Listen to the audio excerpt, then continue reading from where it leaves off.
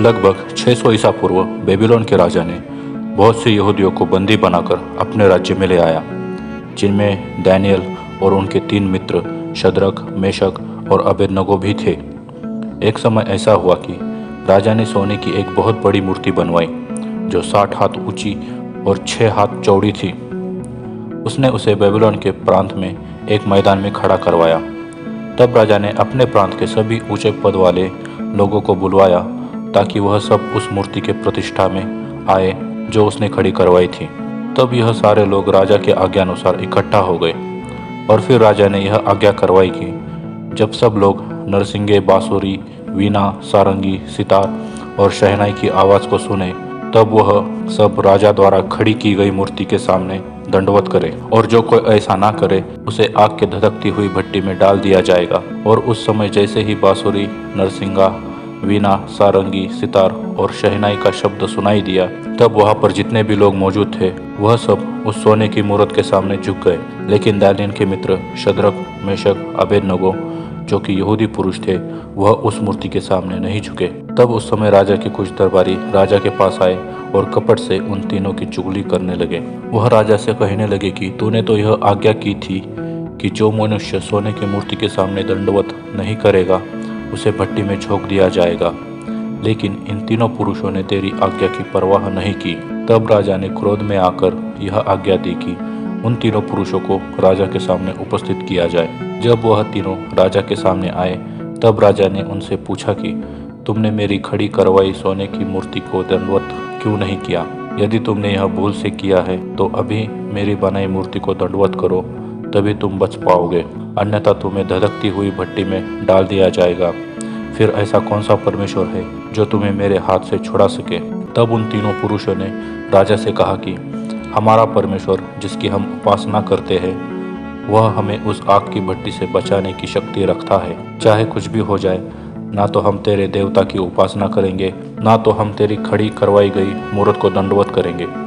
यह सुनते ही राजा क्रोध से भर गया और उन तीनों को आग में डालने की आज्ञा दी, और यह भी कहा कि उस भट्टी की आग को 7 गुना बढ़ा दिया जाए। जब राजा के सिपाही ने उन तीनों को उस धधकती हुई भट्टी में डाल दिया, उस समय भट्टी की आग को बढ़ाया गया था। इस कारण जिन लोगों ने उन तीनों को आग की भट्टी में डाला था, वे भी उस भट्टी की आग से झुलस गए। और फिर जब राजा ने उस भट्टी को देखा तो वह बहुत आश्चर्यचकित हुआ और घबरा कर उठ खड़ा हुआ और अपने मंत्रियों से पूछा कि क्या हमने उस आग के बीच 3 पुरुष बंधे हुए नहीं डलवाए? तब मंत्रियों ने कहा कि हाँ राजा, यह तो सच बात है। फिर राजा ने उनसे कहा कि अब मैं देखता हूँ कि 4 पुरुष खुले हुए उस आग में टहल रहे हैं और चौथे पुरुष का स्वरूप ईश्वर के पुत्र सा है।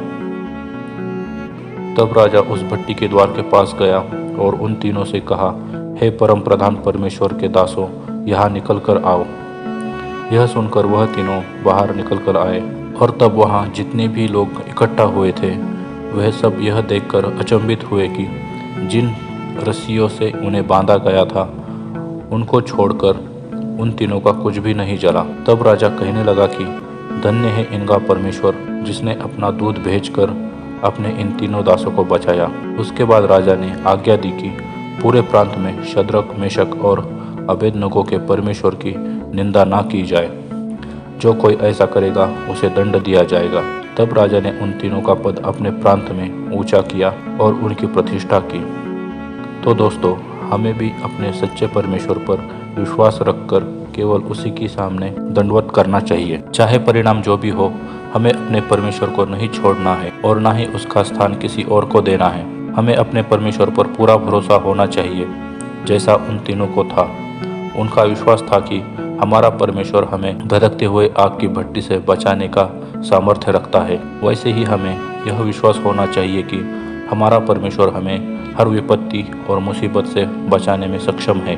वह हमारे सहायता के लिए स्वर्ग से उतर आता है और हमें बचाता है। न सिर्फ परमेश्वर हमें बचाता है, लेकिन हमारे विश्वास के कारण लोगों के बीच में उसकी महिमा होती है।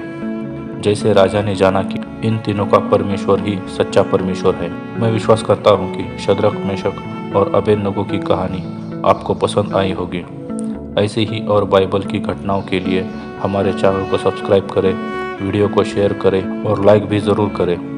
अगली वीडियो में हम आपसे फिर मिलेंगे। तब तक के लिए आप सभी को जय मसीह की।